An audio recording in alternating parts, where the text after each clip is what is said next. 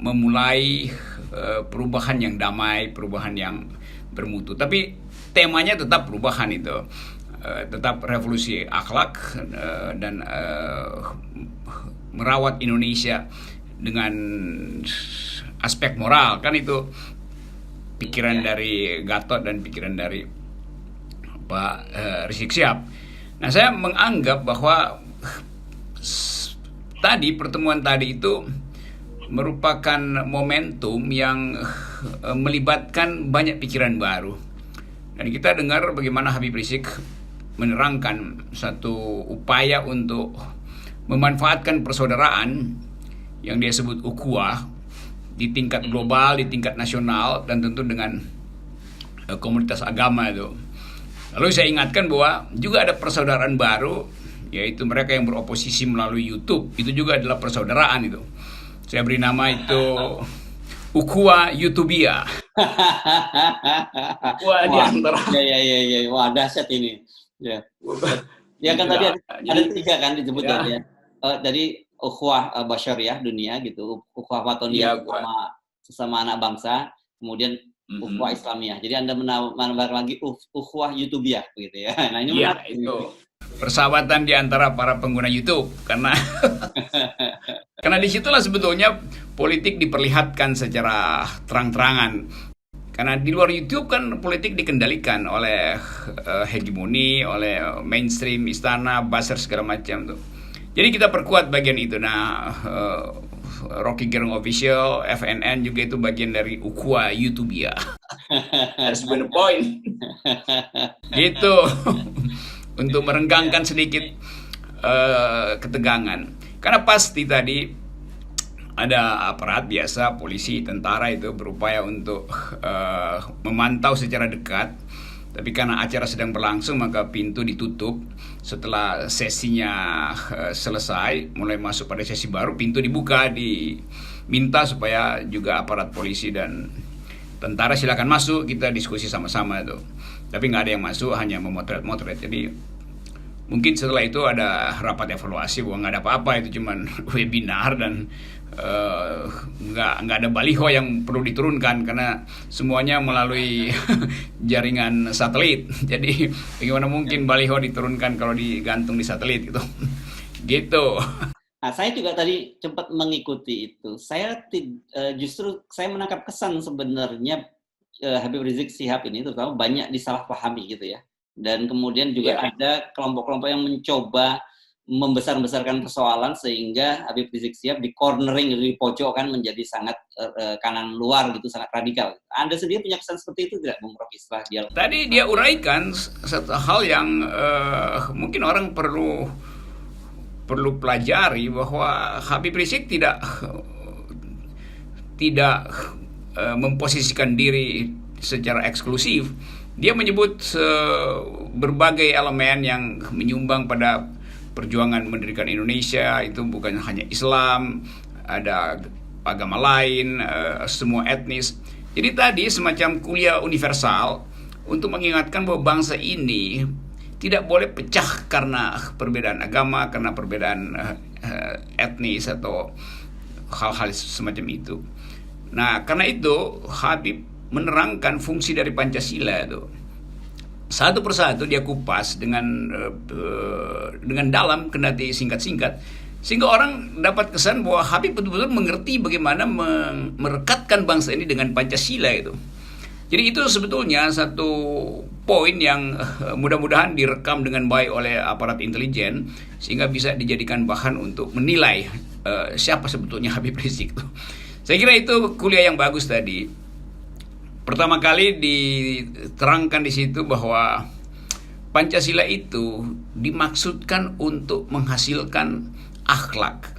Karena seluruh sila itu berhubungan dengan akhlak. Jadi Habib mau mengatakan bahwa janganlah FPI atau umat Islam dipandang radikal, diasosiasikan dengan ISIS, dengan teroris segala macam.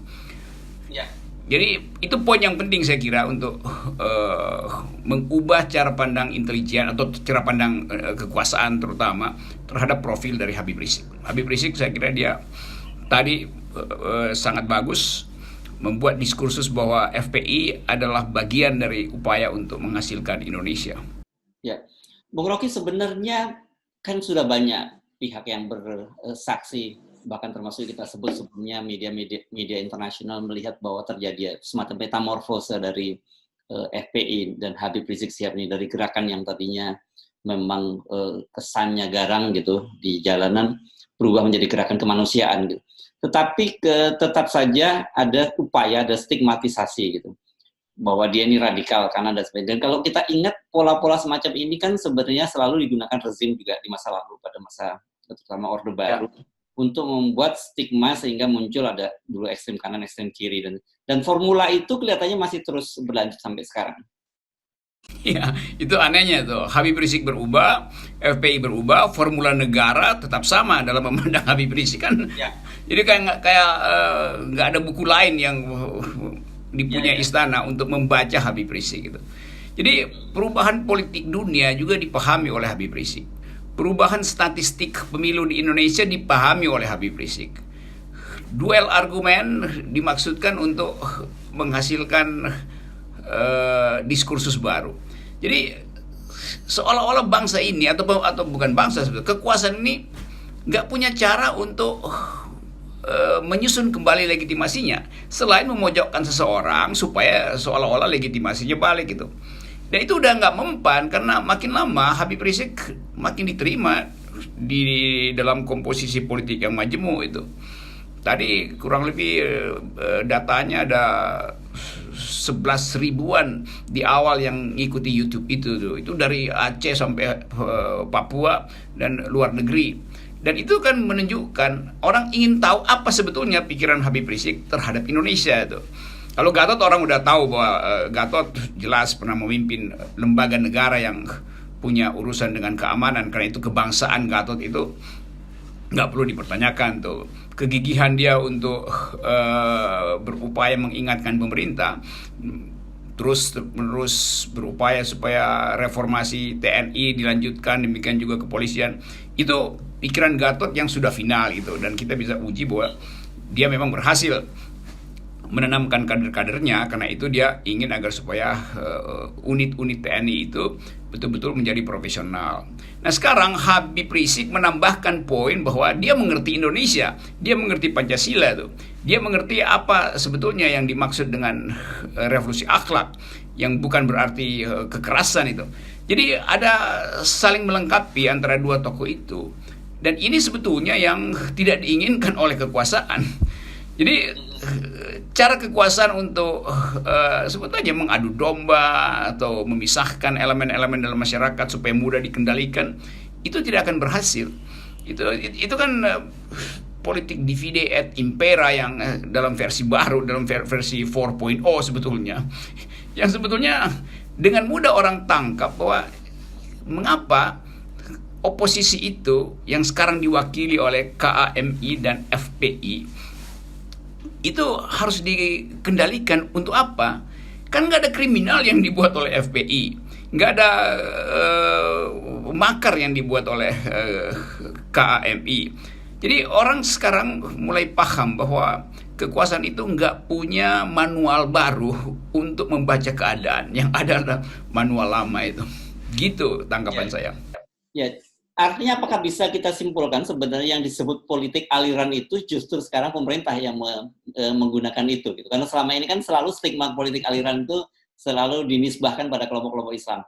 Tapi sekarang justru pemerintah yang menciptakan itu karena mendorong itu, karena seperti Anda sebut tadi kelompok-kelompok ini ingin menyatu, tapi pemerintah malah mendorong adanya perpecahan. Ya, itu namanya politik aliran ketakutan, politik aliran kedunguan, politik macam-macam aliran ada di istana tuh. Dan sungguh sangat disayangkan itu ada peluang beberapa tokoh dari istana diundang tapi nggak ada yang hadir kan. Pak Mahfud oh gitu, ada yang diundang ya? Hadir. Ada Mahfud MD diundang kan, juga beberapa tokoh pemerintah sebetulnya. Jadi kesempatan untuk dialog ya tidak berhasil. Yang ada adalah dialog di dalam oposisi. Kan mestinya dialog antara oposisi dan penguasa sebetulnya kan. Tapi penguasa nggak ada yang datang itu. Ya, tapi Nggak mungkin ada yang kalau Pak Mahfud kita pahami suasana kebatinannya gitu, karena kemarin kan rumahnya ya tuh. baru dikepung gitu, nanti takut lagi hadir di sini juga dikepung pemikirannya gitu. Saya kira harusnya sebaliknya Pak Mahfud harus bicara itu. Kan diundang jadi ada kesempatan untuk menerangkan keadaan sehingga juga teman-teman di Pamekasan itu bisa ikuti uraian Pak Mahfud. Kan justru di dalam forum itu Mahfud punya kemampuan untuk mengucapkan bahkan kritik atau evaluasi keadaan sehingga orang langsung dapat kesan atau dapat inspirasi tentang apa sebetulnya yang harus dilakukan supaya nggak ada demonstrasi yang bersifat intimidatif gitu kan itu sebetulnya atau minimal kirim orang dari istana untuk ikuti webinar bersama-sama dengan 212 itu keakraban itu yang tidak terjadi. Saya baru ngeh kalau ternyata saya pikir ini tadinya konsolidasi kelompok oposisi. Ternyata bukan. Ini memang betul-betul dimaksudkan untuk dialog ya. Ya, judulnya dialog. Kalau konsolidasi udah terjadi tanpa webinar oposisi sudah solid, sudah mengalami konsolidasi itu. Ini oposisi outdoor ya, bukan oposisi indoor nih. Oposisi indoor tuh ada PKS sama Demokrat.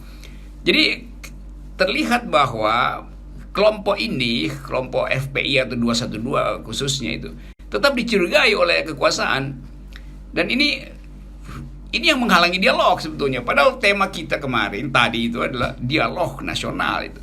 Karena itu beberapa tokoh nasional baik yang oposisi maupun di kekuasaan diundang untuk ya 2-3 menit mengucapkan sesuatu tuh. Jadi sayang aja momentum ini tidak dimanfaatkan oleh pihak istana. Ya, tapi kalau kita melihat narasi yang disampaikan oleh Habib Rizik Syihab dengan panjang lebar, saya kelihatannya sebenarnya apa yang dia bawa itu sangat akomodatif ya, gagasan-gagasan yang dia bawa itu, bukan konfrontatif seperti yang selama ini kita bayangkan.